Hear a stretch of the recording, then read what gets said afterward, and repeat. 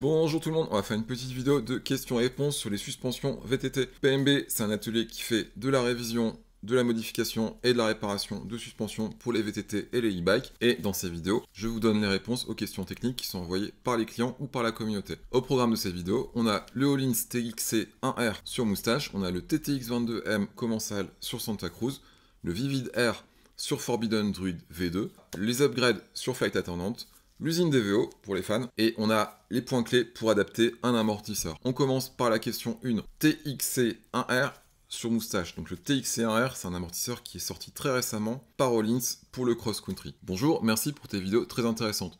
De ton point de vue, est-ce qu'un TXC1R montré sur un Moustache Trail 7? Plus largement, est-ce que ces amortisseurs sont compatibles e-mountain bike? Alors là, on est sur des produits qui sont presque contradictoires. D'un côté, on a le Moustache Trail 7, c'est un e-bike, donc c'est un vélo électrique, avec un débattement relativement important. Ce n'est pas un vélo de cross-country, il a un débattement supérieur. Et il demande un amortisseur qui a le format trunnion. Donc le format trunnion, c'est quand on visse l'amortisseur directement sur le cadre, sans pièce intermédiaire, et avec une entraxe et un débattement de 205 par 60. Et en face, on a le Öhlins TXC1R, c'est un amortisseur de cross-country orienté compétition. Donc, pour ceux qui ne connaissent pas le cross-country compétition, c'est des courses de vélo ultra léger en musculaire. Déjà, rien que ça vous donne un indice. La taille maximum, c'est du 185 par 55. Donc, on est sur une taille inférieure. Donc, ces deux produits ne sont pas compatibles l'un avec l'autre. Pas du tout. Je peux vous donner un exemple de produit assez proche du TX1R qui serait compatible. C'est le TTX1R. Donc, TTX1R, TXC1R, ce n'est pas la même chose. Et là, on est bien en 205 moyennant une adaptation des fixations et de l'hydraulique et du débattement, on a un amortisseur qui est alors compatible avec le Moustache, ce qui n'est pas le cas du TXC1R. Alors, j'en connais, ils se diraient, on va quand même essayer. Je vais vous montrer ce que ça donnerait. Si on adapte un amortisseur de la mauvaise taille, on change la géométrie du vélo, on change le débattement, on change la position du pilote. Donc sur le Moustache, à droite, là, sur l'écran, je vous montre ce que ça donnerait. Donc on se retrouve avec une position qui est beaucoup plus en recul, et on se retrouve avec concrètement ce qui est un e-bike chopper de cross-country. Je pense pas que beaucoup d'entre vous veulent ça. Donc non, c'est une mauvaise idée. Prenez un amortisseur sur le Moustache qui est compatible, par exemple celui-là, il y en a d'autres, c'est pas le seul. Question suivante. TTX22M Commensal sur Santa Cruz Megatour. Alors ça, c'est une question qui m'a été envoyée par beaucoup de monde. Donc faites attention, quand vous achetez un TTX22M sur le site de Commensal, en général c'est un TTX22M qui est préparé pour Commensal et rien d'autre. C'est écrit en petit sur les pages produits. Donc là, je vous ai agrandi le truc à l'écran. Donc là, on a un TTX22M 230 par 65 avec un ressort 411. On se dit, il est générique. Pas du tout, il est fait pour le clash. C'est Commensal qui le dit. Déjà, 230 par 65, ce n'est pas le débattement demandé par le Megatour. Les buselures, 20 par 8 et 30 par 10. Ça marchera sur n'importe quel vélo qui demande pareil, mais le Megatour, il demande pas ça. Setting interne, R10, C20. Alors, il faut savoir que les settings internes, le chiffre est indicateur du niveau de dureté.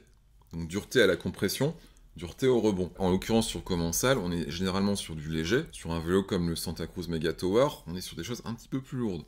Donc en termes de compression, de vitesse à laquelle l'amortisseur peut se compresser, se décompresser. Et là, en l'occurrence, sur le setting clash, donc R10-C20, on est vraiment sur quasiment ce qui est au tout début de la courbe. Ça va être hyper léger, problématique sur Santa Cruz.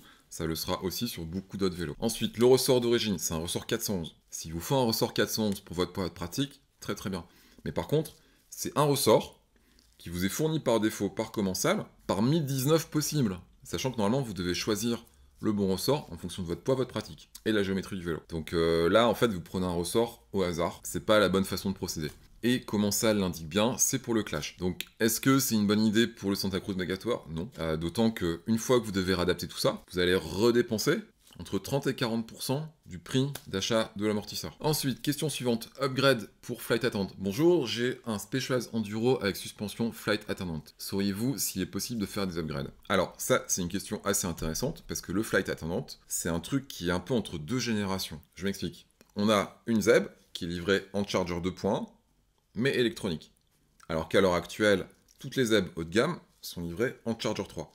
Mais là, on est en 2 points. Donc on a un truc qui est un peu à mi-chemin entre deux générations, voire 3. Par contre, on a un châssis qui est compatible Smashpot, Louvre Capot, TrueTune, parce que la partie ressort, donc là c'est un ressort pneumatique, qu'on soit bien clair, n'est pas électronique. Donc on peut mettre ce qu'on veut, c'est du SEB standard. Donc côté fourche, c'est à peu près clair. On va peut-être pas toucher à la cartouche. On va peut-être pas la passer en Charger 3, parce que si on la passe en Charger 3 actuel, on l'aura pas en électronique. Mais par contre, au niveau de la partie ressort, on peut faire les upgrades qu'on veut, parce que de toute façon, c'est une ZEB normale. C'est un peu plus compliqué sur la partie amortisseur, parce qu'on est sur un Super Deluxe R, qui est sur une base actuelle, en dehors du fait qu'il est en électronique. C'est un peu compliqué, parce que il existe un kit piston WPS, qui permet de changer le piston, faire du custom tuning sur l'amortisseur, il n'y a pas de problème, ça existe, mais il n'a pas vraiment été prévu pour fonctionner avec le flight attendant. À ce niveau-là, c'est un peu compliqué de consigner une upgrade. À mon sens, la première chose à faire, ce serait de travailler le ressort de la fourche.